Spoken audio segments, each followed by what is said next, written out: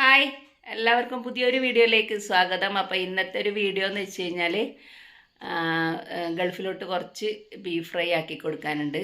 അപ്പോൾ ഒരു 6 kilo beef ഇവിടെ കൊണ്ടുവന്നിട്ടുണ്ട്. അത് വെട്ടി വൃത്തിയാക്കണം. അപ്പോൾ ഇത് 6 കിലോ നല്ല അടിപൊളി പോത്താണ്. ഇതൊക്കെ ഒന്ന് കട്ട് ചെയ്ത് ചെറിയ പീസുകളാക്കിയിട്ട് ബീഫ് ഫ്രൈ ആക്കണം. അപ്പോൾ നമ്മളെ ബീഫെല്ലാം നല്ല കട്ട് ചെയ്ത് നല്ല ക്ലീനാക്കി വെച്ചിട്ടുണ്ട്, കഴുകി വൃത്തിയാക്കി വെച്ചിട്ടുണ്ട്. ഇനി ഇതൊക്കെ കൂടിയിട്ടൊന്ന് കുക്കറിൽ വേവിക്കണം. അപ്പോൾ കുക്കറിൽ വേവിക്കുമ്പോൾ നമ്മളെ ഇപ്പോൾ 6 കിലോനുണ്ടെങ്കിൽ അത് കുറച്ച് ചുരുങ്ങി വരുമല്ലോ. അപ്പോൾ ഇത് ബീഫ് കുറച്ചും കൂടി കുറയും.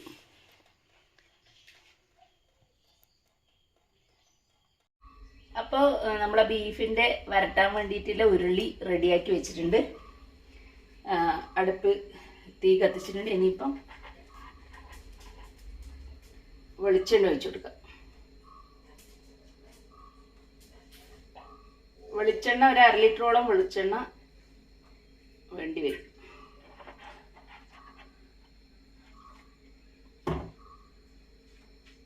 അപ്പം ഇതൊന്ന് നന്നായിട്ട് ചൂടാവട്ടെ. അപ്പോൾ എണ്ണ നന്നായിട്ട് ചൂടാവുന്നുണ്ട്. ഇതിലേക്ക് 2 തേങ്ങേൻ്റെ നല്ല ഉണങ്ങിയ കൊട്ടത്തേങ്ങ, വെള്ളം അധികം വറ്റാത്ത കൊട്ടത്തേങ്ങേൻ്റെ ഒരു 2 എണ്ണം അത് ചെറുതായിട്ട് കട്ട് ചെയ്ത് വെച്ചിട്ടുണ്ട്. ഇത് നമുക്ക് ആദ്യം വറുത്ത് കോരി എടുക്കണം.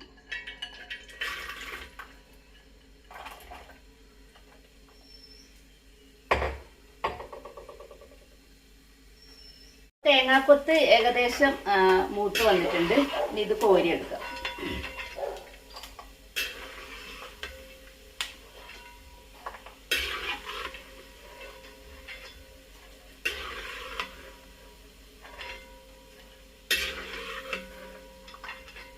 അധികം തേങ്ങാക്കൊത്ത് കരിയരുത്, അപ്പം അത് കടിക്കുമ്പോൾ ഒരു ടേസ്റ്റ് ഉണ്ടാവില്ല.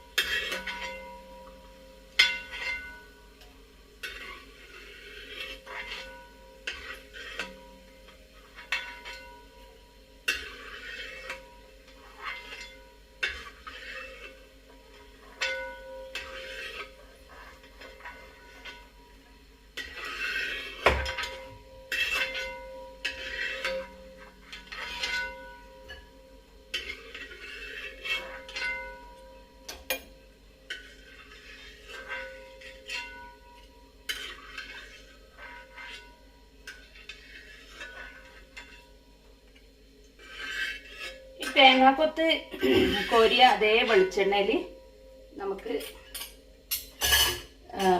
ഇഞ്ചി, വെളുത്തുള്ളി, പച്ചമുളക് ഇത് 3ഉം കൂടി ഇതുപോലെ വറുത്ത് വരാം.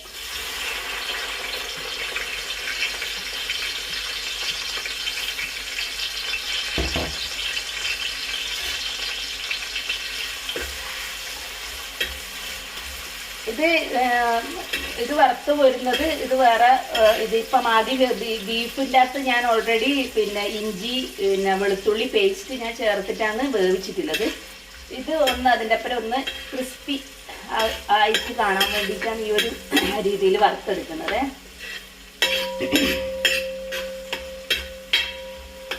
ഇതിൻ്റെ പച്ചമണം മാറുന്നവരെ ഒന്ന് ചെറുതായിട്ടൊന്ന് തീയിൽ ചൂടാക്കുക.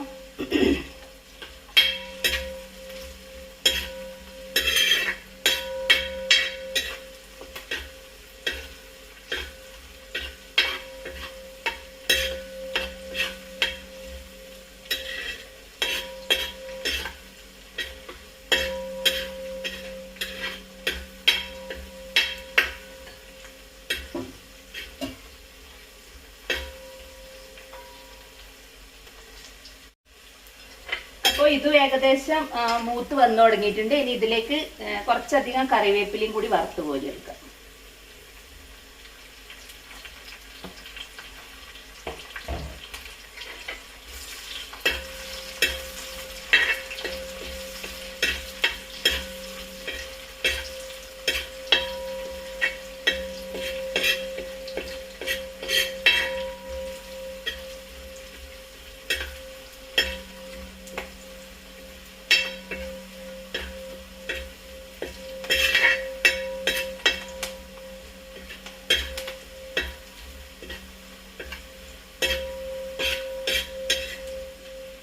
ഇതുപോലെ ആക്കുന്നത് വിചാരിച്ചാൽ ബീഫ് കുറേ നാള് കേടുകൂടാണ്ടിരിക്കാൻ വേണ്ടിയിട്ടാണ് ഇതുപോലെ ചെയ്യുന്നത്. ഇത് പുറത്തേക്ക് ദുബായിലേക്ക് കൊടുത്തുവിടാൻ വേണ്ടിയിട്ടാണ് ബീഫ് ഇത് ഉണ്ടാക്കുന്നത്. 6 കിലോ ബീഫാണ് ഫ്രൈ ചെയ്യുന്നത്.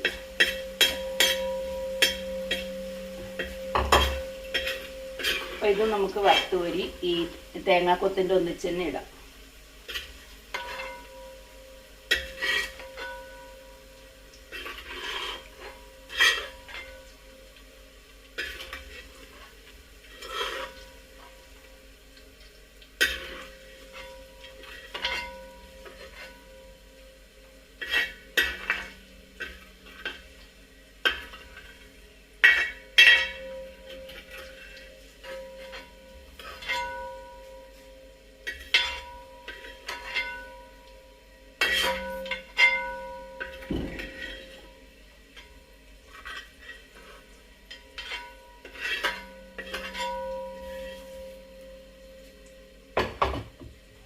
ഇനി ഇതേ എണ്ണയിലേക്ക് കുറച്ച് കറുവപ്പട്ടയും കുറച്ച് ഗ്രാമ്പും കൂടി ഇട്ട് കൊടുക്കാം. അതേപോലെ പെരിഞ്ജീരകം കൂടി ചേർത്ത് കൊടുക്കാം.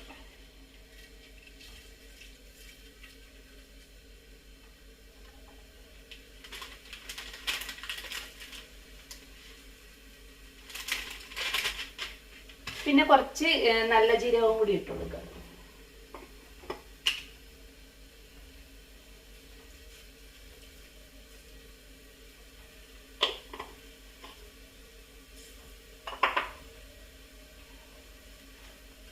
ഇതുപോലെ നന്നായിട്ടൊന്ന് ചൂടായതിന് ശേഷമാണ് നമ്മളെ ബീഫ് വേവിച്ചത് ഇതിൻ്റെ അകത്ത് ഇട്ട് കൊടുക്കാൻ വന്നത്.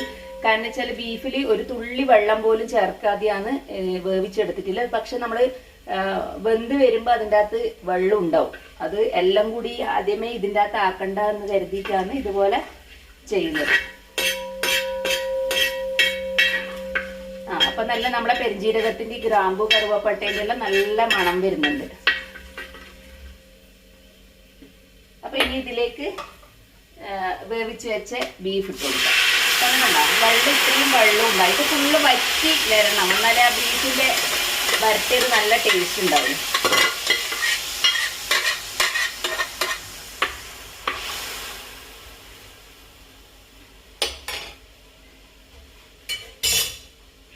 ആ പെരിഞ്ജീരകത്തിന്റെ എല്ലാം മണം നല്ല അടിപൊളി മണമാണ്. ഇതും കൂടി ഉണ്ട് കേട്ടോ, ഇത്രയും കൂടി ഉണ്ട്.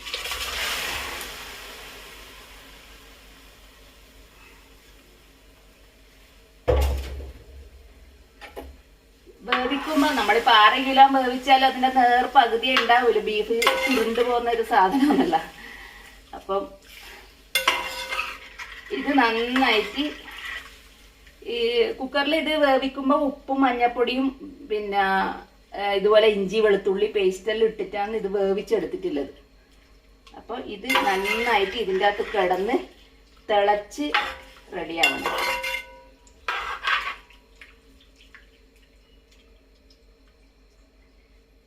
ഇനി നമുക്കിതിലേക്ക് കുറച്ച് മഞ്ഞപ്പൊടി ഇട്ട് കൊടുക്കാം. മഞ്ഞപ്പൊടി ഞാൻ ഇതിൻ്റെ അകത്ത് ചേർത്തതാണ്, അതുകൊണ്ട് ഒരുപാട് വേണ്ട. കുറച്ച് ഒരു 2 സ്പൂണോളം മഞ്ഞപ്പൊടി ചേർത്ത് കൊടുത്തിട്ടുണ്ട്. അതുപോലെ മുളക് പൊടി മിക്സ് അതും കുറച്ച്. മുളക് പൊടി അധികം ചേർക്കുന്നില്ല, കാരണം വെച്ചാൽ ഇതിൽ കൂടുതലായിട്ട് ചേർക്കുന്നത് കുരുമുളകും അതുപോലെ പിന്നെ മറ്റേ ക്രഷ് ചില്ലി ഉണ്ടല്ലോ, അതും കൂടിയാണ് ഞാൻ ചേർത്ത് കൊടുക്കുന്നത്. അതുകൊണ്ട് മുളക് പൊടി കൂടുതലായിട്ട് വേണ്ട.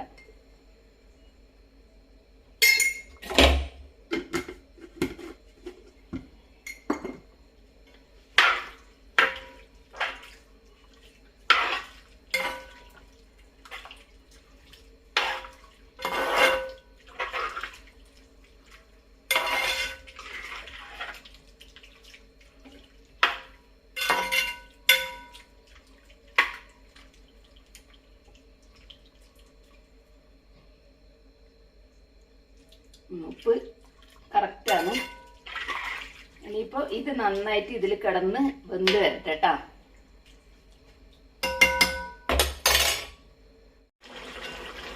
അപ്പൊ ഏകദേശം ഇത് വറ്റി വരുന്നുണ്ട്. ആ വറ്റി വരുന്നതിനിടക്ക്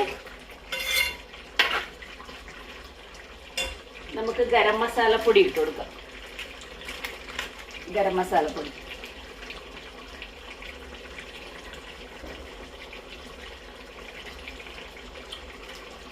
അതുപോലെ കുരുമുളക് പൊടിയും കൂടി ഇട്ട് കൊടുക്കാം. കുറച്ച് ജാസ്തി കുരുമുളക് പൊടിയും കൂടി ഇട്ട് കൊടുക്കാം.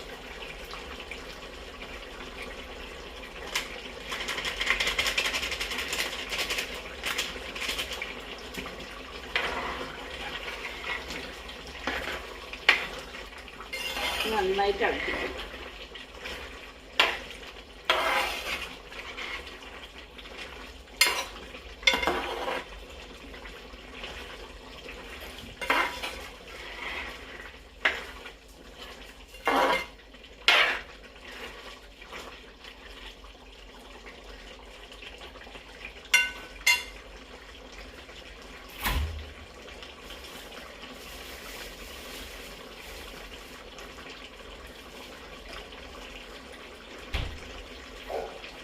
കുറച്ച് കറിവേപ്പില വറുത്ത് നേരത്തെ കോരിയതല്ലേ, ഇനി കുറച്ച് ഇതുപോലെ പച്ചയും കൂടി ഇട്ട് കൊടുക്കാം.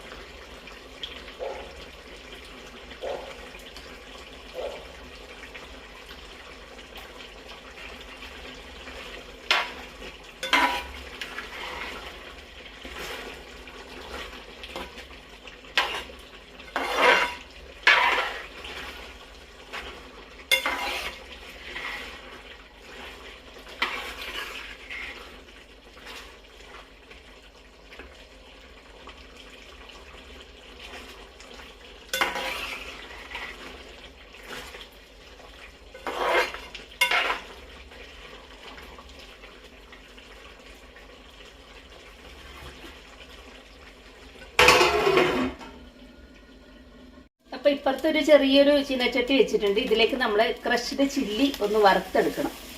കുറച്ചധികം ക്രഷ്ഡ് ചില്ലി വേണം കേട്ടോ.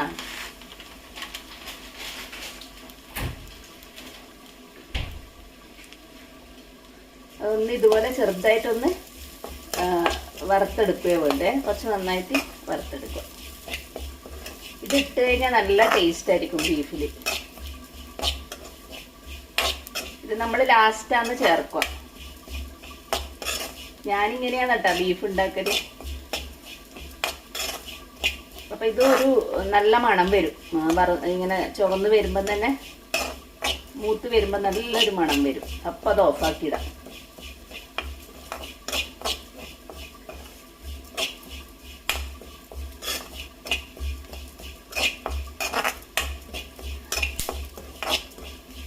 അപ്പൊ ഇത് ഓഫാക്കി ചെയ്യാം.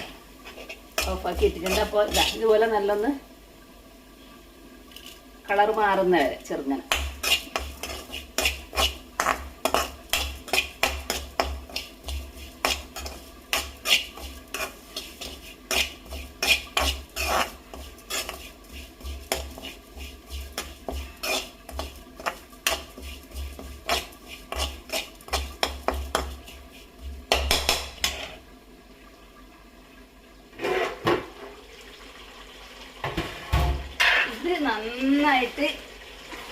നന്നായിട്ട് വരണ്ട് വരണം.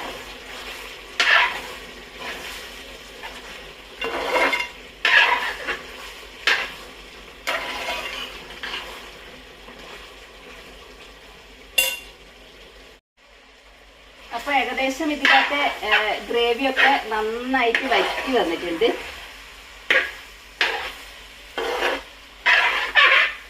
ഇനിയാണ് നമ്മളെ ഇതിലേക്ക് ഇതുപോലെ ഈ ക്രഷ് ചില്ലി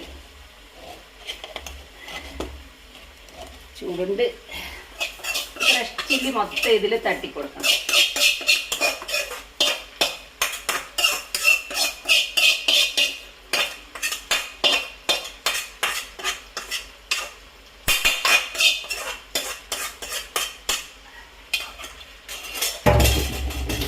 അതുപോലെ നമ്മൾ നേരത്തെ വറുത്ത് കോരിയ തേങ്ങാക്കൊത്ത്, ഇതുപോലെ വറുത്ത് കോരിയ എല്ലാ സംഭവങ്ങളും കൂടി ഇതിലിട്ട് കൊടുക്കാം.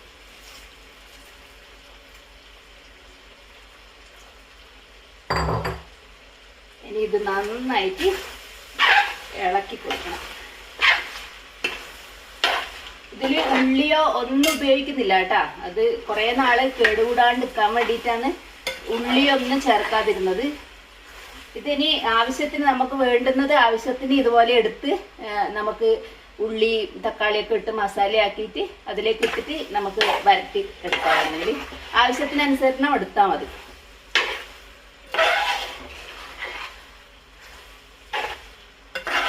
നല്ല മണം വന്നു തുടങ്ങി.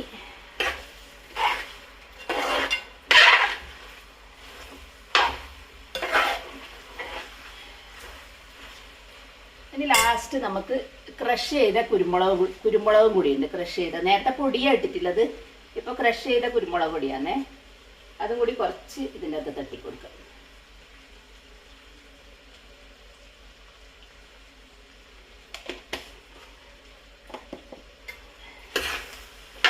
അപ്പൊ എല്ലാം ഇതിൽ വേണ്ടുന്ന എല്ലാ സംഭവങ്ങളും ചേർത്തു കേട്ടാ. ഇനി ഇത് നന്നായിട്ട് ഒന്നും കൂടി വരണ്ട് വരണം.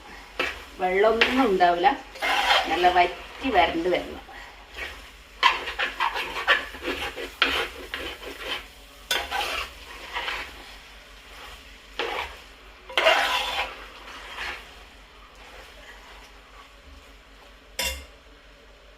അപ്പം നമ്മളെ ബീഫ് വരട്ടിയത് റെഡിയായി.